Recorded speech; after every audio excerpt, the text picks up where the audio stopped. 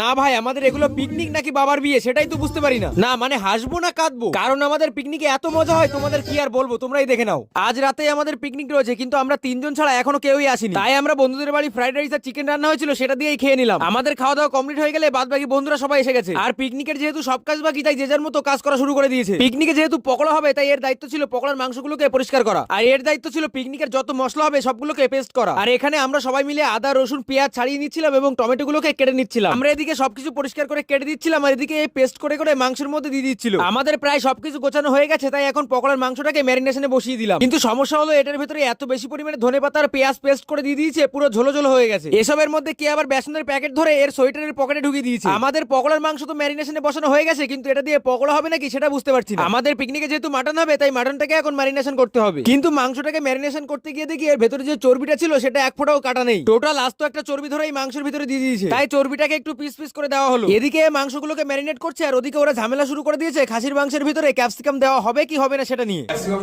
এখন ভোট আমি একা পেয়েছি, এখন কি করবো? তাই আমি বললাম তোরা ওইসব বাদ দে, এই কচুটা দে মাংসের ভেতরে, আর সাথে এই পেঁপেটাও দে, তাহলে মাংসটা তাড়াতাড়ি সিদ্ধ হয়ে যাবে। পেছন থেকে এ আবার আরেকটা পেঁপে নিয়েছে বলে এই দুটো একসাথে ধর।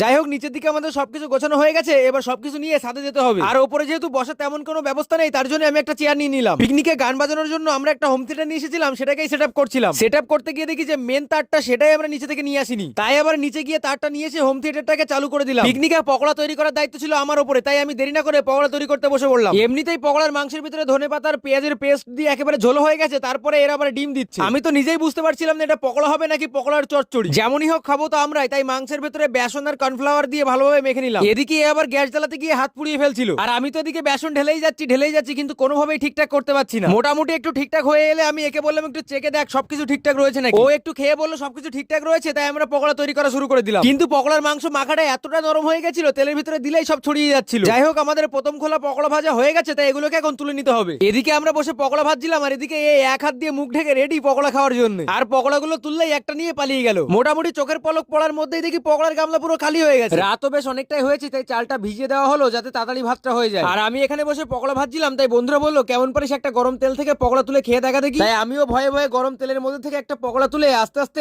তেলটা ঝরিয়ে খেয়ে নিলাম। এখন যেহেতু এর ভিতরে মাংসটা কম আছে আর পকোড়া মাখাটা একেবারে ঝোলো ঝোলো হয়ে গেছে, তার জন্য আর পকোড়া ভাজতে ইচ্ছাই করছিল না। তার মধ্যে আবার আমরা তিনজন ছাড়া বাদ বাকি সবাই নিচে গেছে ঘুরতে, তাই আমরা ঠিক করি খাসির মাংসের মধ্যে থেকে তেল বের করে এই পকোড়ার মধ্যে দিয়ে পকোড়া বানিয়ে আমরা খেয়ে নেবো। কিন্তু সমস্যা হলো লাস্ট বারের পকোড়া ভাজতে ভাজতে আমাদের গ্যাস ফুরিয়ে যায়। এদিকে গ্যাস ফুরিয়ে গেছে, এরপরে কিভাবে রান্না হবে আমরা জানি না। তার মধ্যে আবার বসে বসে গার্লফ্রেন্ডের সাথে গজাচ্ছে। মালগুলো এতটাই বদমাইশ, যেটুকু তেল গরম ছিল তার মধ্যে আবার একটা বেগুন কেটে দিয়ে দিয়েছে, বলছে নাকি খাসির মাংসের সাথে বেগুন ভাজা খাবে। বন্ধুদের বাড়ি থেকে আরেকটা গ্যাস সিলিন্ডারে লাগানো হয়েছে, কিন্তু সমস্যা হলো আগুন ধরানোর মতো কিছুই নেই। এমনিতে আগুন ধরা